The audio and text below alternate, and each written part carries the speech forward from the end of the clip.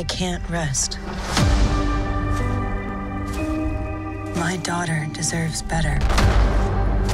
We all deserve better. Change never comes easy. This war isn't going to win itself.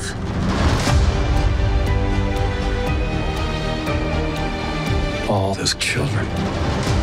It's June's legacy. Which changed me, changed you. She does have strong claws, that one. It's not safe anywhere. We should all just leave. These women deserve to be helped. But I can't do this alone. Blessed be the squad. She is out there planning who knows what kind of atrocities to visit upon our righteous nation.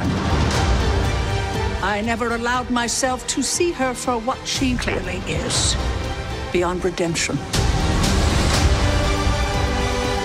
What happens in the next few weeks will determine the future of this country.